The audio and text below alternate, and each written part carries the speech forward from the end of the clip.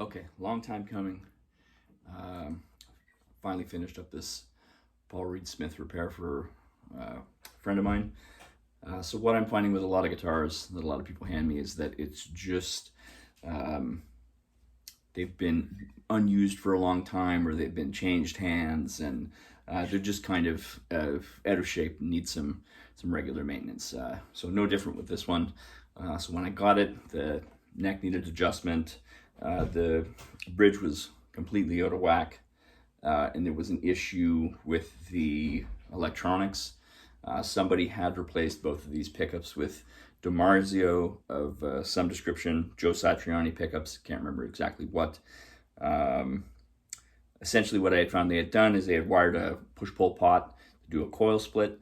When I inspected the wiring, it looks like they had gone off of a Seymour Duncan wiring diagram, because the colors were completely wrong for the conductors. So I talked to my friend and asked him what he wanted to do, and he said take out the push-pull completely.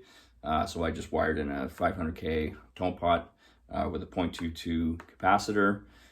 Typically I would like to run these in the vintage wiring or 50s wiring configuration. This tone pot is a little far away from the volume, so it is a modern style. So we worked out the electronics. The pickups were way jacked up and they're way too hot for what I would prefer. Something like in the 9 ohm area. So we took care of the electronics, straightened the neck with a little bit of an adjustment. And then what I found was these, I don't know if this is a Grover issue or if this is a Paul Reed Smith issue, but this particular type of locking tuning peg where you sort of have a slot in the top and tighten it down. My friend was complaining that commonly what would happen is it would slip out of the high E tuning peg.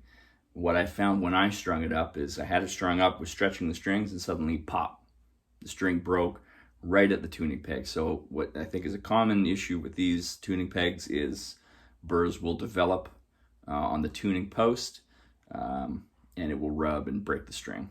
So essentially I've strung these up as normal tuning machines without doing the locking procedure, and I did give him a loaner tuning peg from my stash just to sort of get this up and going. He's going to replace those tuners with normal tuners. What else was happening with this thing? I cleaned up the fretboard, gave it a good oiling. Didn't do anything with the frets. They seemed like they were fine enough. Intonated. I set it up the way I typically set up my floating bridges, but he didn't want it to be floating, so it's just sitting on the body. So I've adjusted the spring so that it's just sitting on the body. I took out one of the springs. There were 5 springs in there. And what else? I think that's everything on the repair side. In regards to the playing side of things, you know, this is a bit of a grudge match for that David Grissom model that I had tried a while ago. This again is an SE Custom Paul Reed Smith. I much prefer this guitar to the David Grissom. It doesn't have an asymmetrical neck. It has a consistent neck profile, somewhat a little bit slimmer than maybe like a C shape,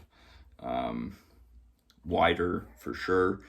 Also, the nut should probably be adjusted. There's a little bit too much gap underneath the strings at the first fret, but that's very typical of a brand new guitar.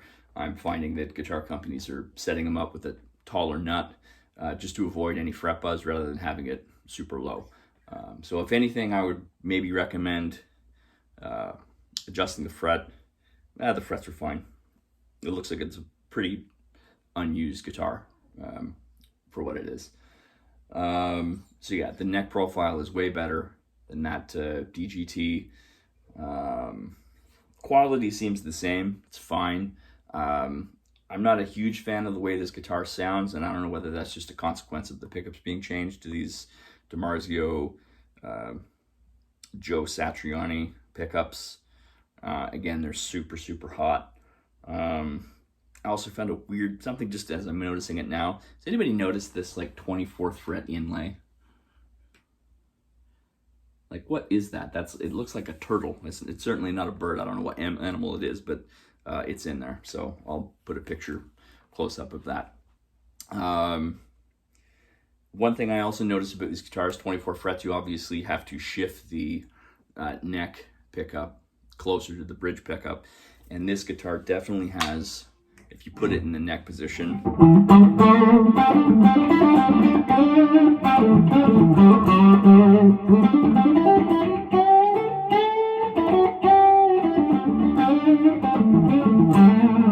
has more like almost a middle pickup tone.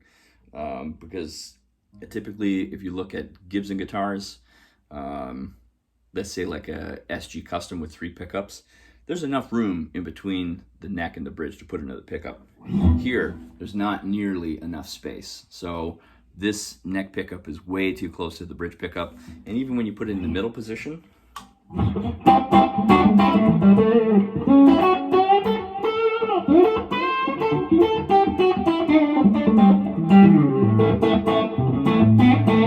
has almost like a stratty in between position sound rather than a typical mid-position humbucker sound.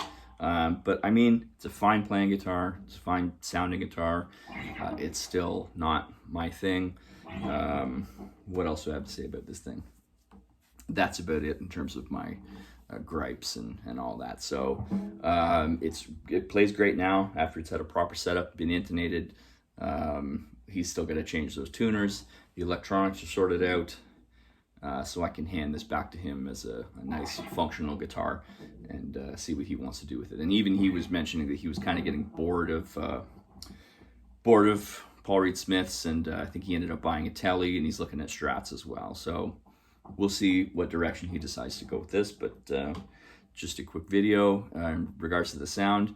I recently picked up this Marshall Bluesbreaker reissue, so I'm going to be doing a video shooting that out with a couple of overdrive pedals. But I mean, it sounds good. It's got a good like.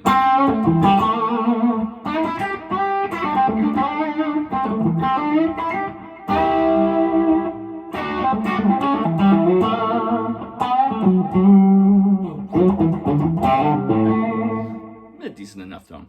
But I am starting to realize a couple of things that people are mentioning about it. The volume is super, super low on it. You do have to kind of crank the volume to get any sound out of it. Clean sound of this guitar. I definitely had to adjust my amp for sort of apartment levels, but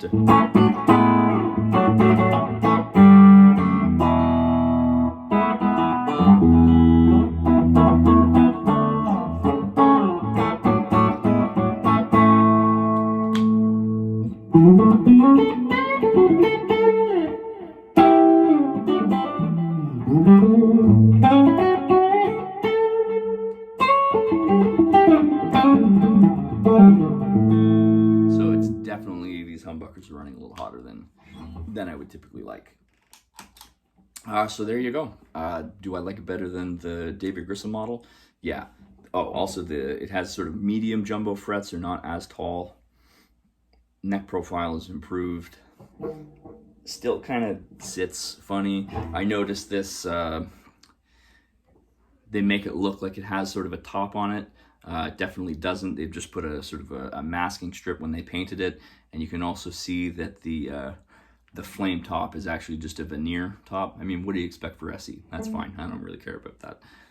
But it does sort of make this push for looks over function, which I'm not particularly a fan of, and I find that with a lot of Paul Reed Smiths and players who like Paul Reed Smiths, that it's more about how it looks than it is about how it plays or sounds. And that's just my opinion. But there you go. So this thing plays great, much better than it did when I first got my hands on it. Again, I've done that with a lot of my guitars recently. I've been seeing some videos about guys talking about how many guitars they have. You know, if they have more guitars than they should have or whatever. I was certainly in that boat. What I ended up doing is going through my entire collection, getting things up to playing level, tweaking everything and making sure that I really liked it. And what I found is that I was actually playing every guitar that I had on a more regular basis. So even you'll notice in the videos, I'm trying to sort of change out guitars for different applications. So maintaining my fleet has been made it enjoyable for me to play them, rather than just having one or two guitars that play well and everything is just sort of in, disuse. Other than that, I think that's about it. One riff that I kind of wanted to share that I was thinking that I started playing on this, it's the Joe Walsh riff, and he uses it in a couple of places. Most of all, the solo for Life's Been Good. It's that.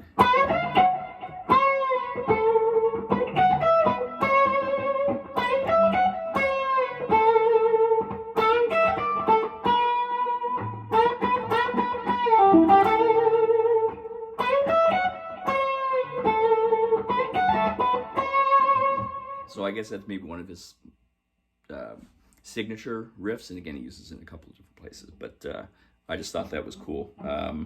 Instead of going like it's